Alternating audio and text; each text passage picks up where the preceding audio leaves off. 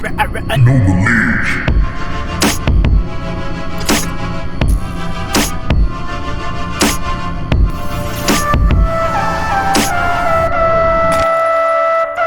Know the ledge. Welcome to Know the Ledge. This is the show that tells you what's happening in the hip hop community, but not just about hip hop or hip hop heads or artists, but also about just people. You know what I'm saying? Because hip hop is more than just a music genre. It's a movement. It's a culture.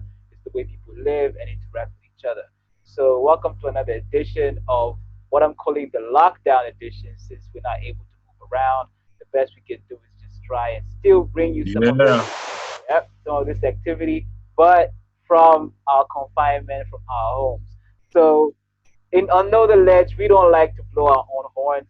We like our guests to do that for themselves so we don't miss anything. And I just want to say today I'm joined by someone I really grew up listening to and someone I still listen to and I hope to listen to for a long time. My brother, please introduce yourself for those who don't know you and for those who might have forgotten.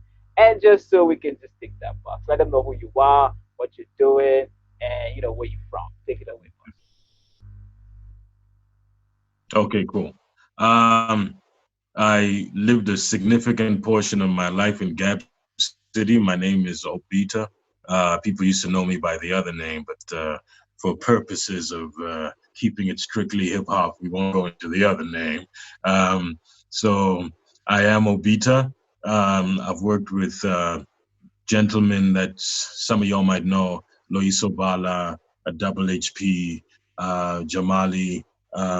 I've worked with quite a few guys and had a bit of a hiatus because I wanted to get into other things, business, creativity, get into the more business side of the music industry, and now I'm resurfacing.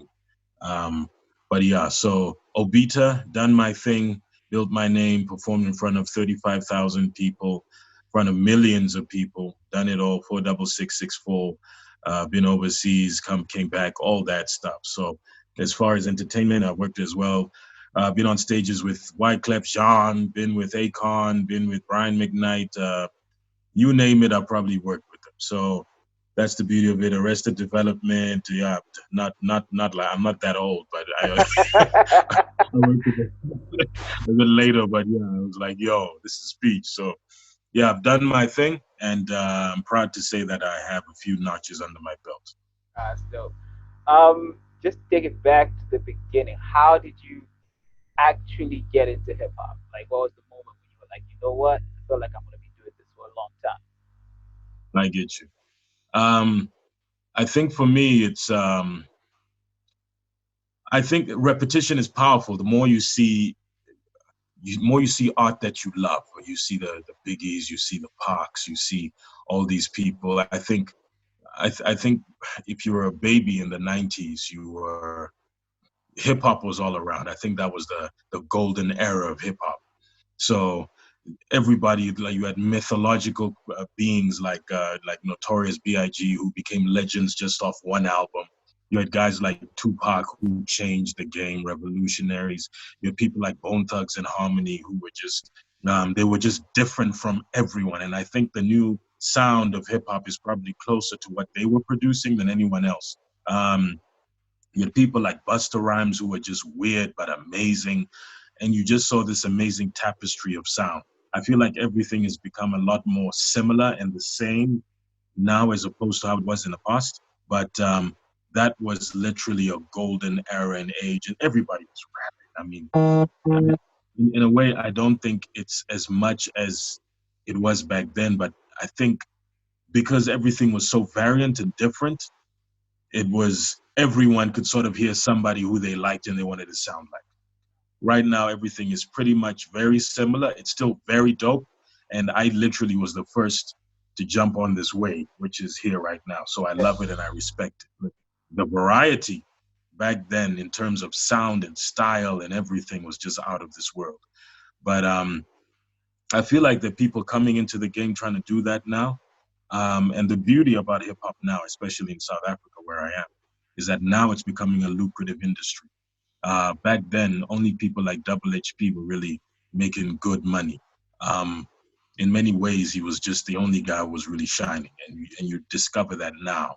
Um, but now guys are coming in and making money. I think corporate companies are jumping in and realizing the opportunities, that this is not just a wave, but something which is going to stay for a very long time. So it is becoming lucrative for a lot of people. So yeah, sorry, I just rambled on, but I hope you got the gist of what your question was. Yeah, you answered like 4 or 5 questions already. That's dope. Um, and that's cool because then we can flow into like aspects of what you just spoke about.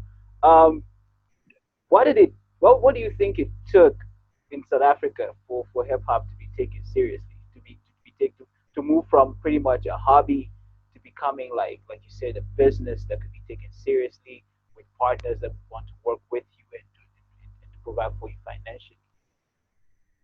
I must say that the internet played a big part in it. You know, when an artist becomes an influencer, when an artist can say, listen, I do one tweet and 100,000 people see it, or you can have your own shows. You don't need record companies. Look at people like Casper Nyovest, who literally became millionaires by themselves. You know, just having the capacity to literally get a crowd to follow what you do and what you are, because literally that's what political campaigns want. Literally, that's what corporate companies want. That's what businesses want. They're saying, how many feet can you bring through that door? And because of because of the internet, everything has changed. And I think even for Botswana, where you are, I think it's if people can understand that it's not about having a deal, it's not even about being the coolest guy. It's about being able to pull a crowd. Crowds. Even biblically, Jesus became what he was because he could pull a crowd. You know, when the crowd comes, then you start to get jealousy, then you start to get investors, then you start to get people who want to work with you. All of that, it's about the crowd. If you can be able to say, "This is who I am, this is what I stand for, and this is what I can pull," that's it. Yeah, and by And that, also on the yeah, internet, sorry, I'm jumping in again. Um, the we're having cults of personalities even in the U.S. You have your Jonathan Petersons, you have your Shapiros. You're getting all these characters who are just cults of personality, and uh, I guess because of the African temperament, we tend to be very timid. But the truth is that everywhere in the world, if you have something to stand on and you stand firm and you don't move, at some point people are going to draw to you. And I feel like one of our probably the most popular political leader, not in sense of that he's liked, but the most well, not well spoken about, but most spoken about, Julius Malema, has understood that. He has an idea, he has a thought, and he sticks to it. Gets a lot of people that dislike him, a lot of people that like him, a lot of people that are in the middle about him, but he's getting views and eyes on him. So it's really that's what's changed the game. yeah, literally just touched on the point I was gonna get into, which is like the internet Yeah, aspect. Like when you say a crowd, you don't necessarily mean actual people, but also like yeah, guys who are able to tune in to whatever you put out in terms of posts yeah, or podcasts or whatever. Awesome, that's great, man. absolutely. Yeah. Now let's zero in on you for just 1 second. Yeah, What would you say sets you apart from everybody else? You spoke about the diversity that kind of like made hip hop so yeah. special back in the day. Uh, do you think you still have that now? And what would you say is your special element that you bring into the culture? First of all, you made me sound old. You think you still got it, old man. You know, I'm not that old. In fact, I'm not old at all. Um, uh, you know what the thing is? I miss the message. Doesn't matter whether I'm trapping, I'm making you dance, I'm making you move, I miss the message. There's something you're gleaning from what I'm saying, what I'm putting out. I feel there's too much happening in this world and too much to be said to have a song which literally carries nothing. Of course, there's a time, probably in an album, to have a song that just makes you zone out, that helps you to relax. I'm not above that. I can definitely do that. But in most cases, I miss the message. I'm throwing something because there's an interesting saying in Africa, which is when a problem becomes common, it becomes a song. And in a way, I live by that, and I believe that. And I feel like there's so much commentary, there's so much that needs to be said for you to be saying nothing. Another problem is this is the tough part. This is a very difficult, delicate balance. Is hip hop truthfully is an American art form, and yet you still have to be African. You still have to be able to put yourself, your culture, your people into it, as much as you're trying. And this is where what I hope will eventually break in the next generations to come, is that we'll stop looking to the U.S. for that standard of what hip hop is. South Africa has built its own house market. It creates its own melody, its own sound. It does not follow the U.S. anymore, even though house began there. The sound began there. It does its own thing.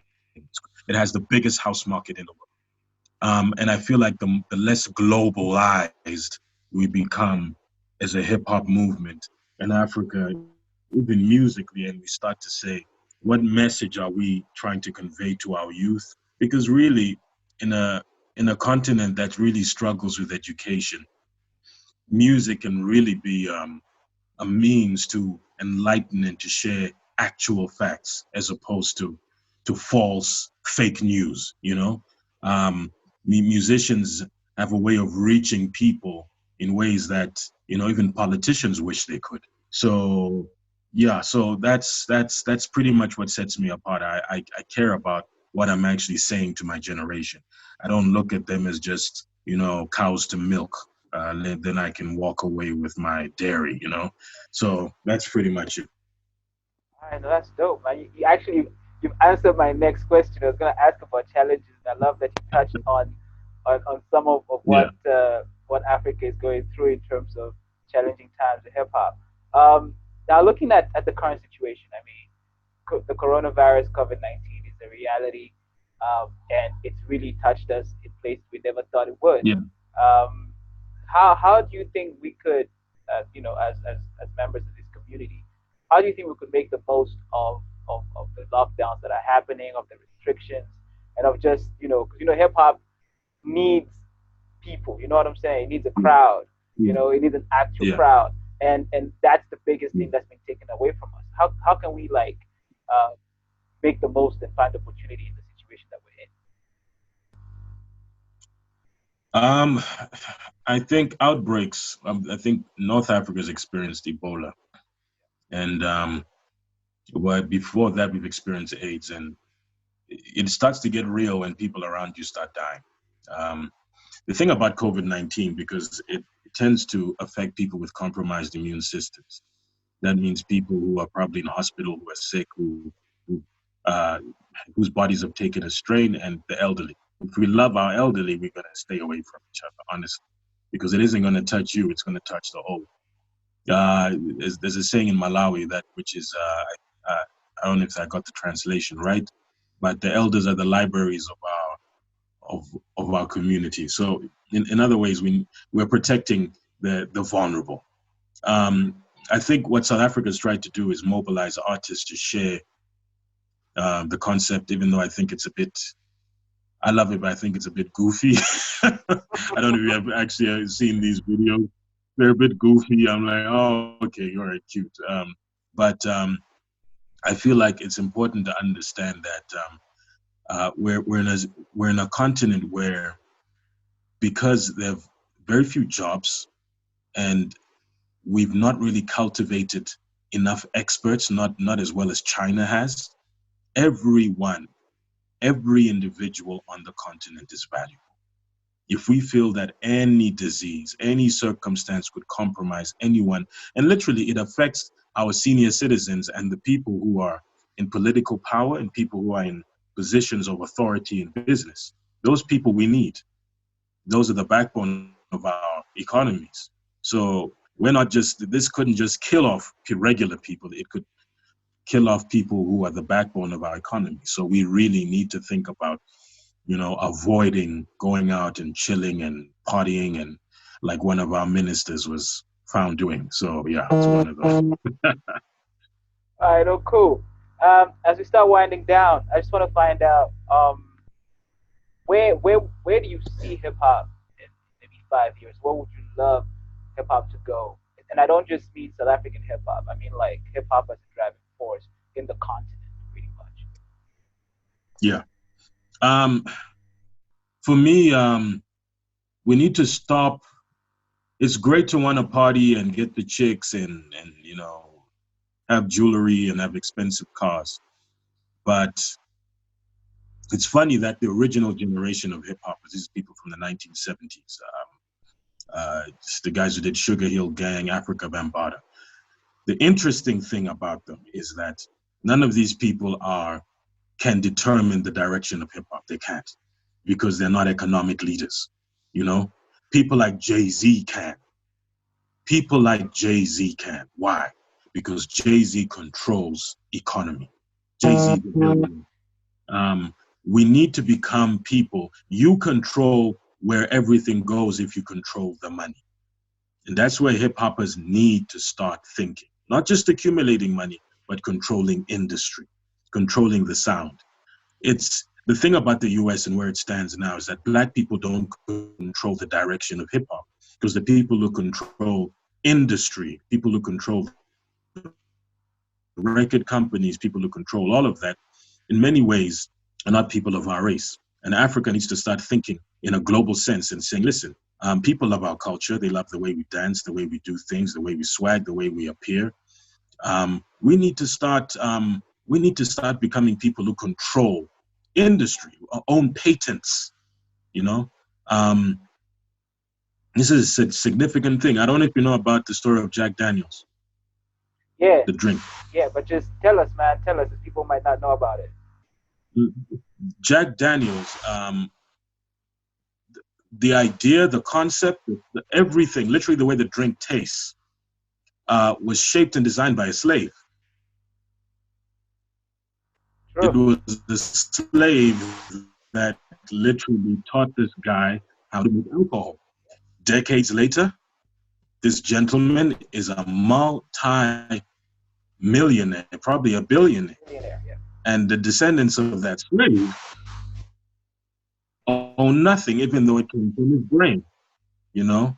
And that's the sad part about time, is that maybe if we were born 100 years ago, we'd have no rights, no patents. That's not the same today. And we need to recognize the times we're living in and be able to take advantage of that, you know? 1970s, everybody was getting ripped off. Now you can literally own your own song. When you sign it to iTunes, you still own it. You can still own the publishing. You need to be able to think, how do I make sure that not only do I have power here, but I can direct the course of things, you know? So, I mean, you know where Africa is. We're always being skipped. Oh no, China says, no, we're gonna send you things to help you combat COVID-19. We don't have the industry and the capacity to be able to control such things. We need to be at that point. So for me, I want hip hop to go, I hope it goes there, where the people actually creating the music control the direction of it and make the majority of the means. One of the guys who I have the greatest admiration and respect for is Ray Charles, a blind man who was the first. This is before even white people were able to do it. The first to own his master, because he wasn't just an artist, he was a thinking and learning artist, which is what Jay-Z was.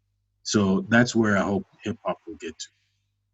And I love that you've gone into that, because I was going to say that learning is the biggest part for us to move from where we are, where we're just hungry, to being at a point where we can make actual decisions and informed decisions. And I like that you Yeah, mentioned Jay Z being a learning artist, because he came into the game as as just a rapper. Like he had an idea, he knew where he wanted to go, but he was yeah, at the beginning just a rapper, and he had a manager, and he exited the game on yeah, the other side, owning his masters. I think it's only one album whose masters that he doesn't own, yeah, and that's Reasonable Doubt, yeah, or he doesn't own it outright. And I think we can take a absolutely. lift from his book to say, listen, you might come in one way and just rely on your talent, but don't just rely on the talent fully. Learn from your Yeah. environment as Learn, you move forward. absolutely, Yeah, no, absolutely. I love so much that you touched on that, because that's something like, as especially young artists, they shun the idea of sitting down and reading and learning. And Yeah, I also, absolutely. yeah, I also do hope that we continuously incorporate that in everything that we do. Yeah, absolutely. Uh, Absolutely. lastly, before we part ways, um, you said you're on a hiatus and you resurfaced. I like that you use that that term. Is like I wasn't gone. Absolutely. I was just underground for a little while. Now I'm back. Um, just let us know just a few things that you've got on the way that you've got coming, and how we can keep an ear and an eye on all of that. Okay, so I have this new song which I put out called Saga Saga. Please go check it out. OBITA Saga Saga. You can check it on YouTube. Um, there we are. I've put out a bit of a small EP called "The Days of Our Lives." It's you can get it on Spotify, all the main Google Play, iTunes, all of that. You're gonna see and this is why I needed the hiatus. I wanted to sort of expand myself creatively. Music changes every so often. If you fail to adapt, you die. So I needed to do that. Um, so yeah, so please check that out. I'm going to be putting out a video in the next week. This is during the COVID-19, probably the last 2 weeks for us in South Africa. It's going to be humorous, and like I said, I'm a man of the message. So yeah, go check it out. Go check it out, please. Zaga Zaga, listen to the lyrics. I told you I'm a man of the message. It's hot, it's banging, you can party to it, but it also helps you to think. Yeah, it's hot. I'll be putting out material slowly but surely. I want to get a feel for the energy, what people like, what people enjoy. But also, listen, I can be smart, I can be party, I can be crazy, I can go hard, I can be a businessman, I'm a musician, whatever it is. But I guarantee you, it'll be worth the listen. Obita, Saga Saga, go check it out now. All right, you heard the That. man. So I'm gonna spell it out if you don't mind. Sorry, I That's interrupted cool. you there. That's cool. The name is OBITA. On social media, it's Obita Party God. Obita Party God. That's on Instagram. That's on Twitter. Look for at Obita Party God. Please go check me out there. The track which I've released is OBITA, Obita, that's the name of me, the artist. And the song is Zaga Zaga. Zaga spelled Zakka. Zakka. So that's repeated twice. Zakka, Zakka. I gotta spell it out because sometimes people just go to the wrong things. Yeah, I just realized yeah. recently that Obita is a Japanese word. I was like, damn, we got Obita in Japan. But So I but gotta that's let people good. know where to go. That's You good. know? That increases your reach because like when Absolutely. someone in Japan types in Obite, Google, you pop up. You know what I'm saying? I'm a Uh, man in Asia, you know? I'll give you a fun fact. Like Lil Yeah, Nas X, right? You know the yeah, rapper Lil Nas yeah, X. He's yeah, absolutely. literally a Yeah, search engine optimization a gem because his name, yeah, if you search Lil or if you yeah, search Nas, if you search yeah, X, he will pop yeah. up in any of those searches.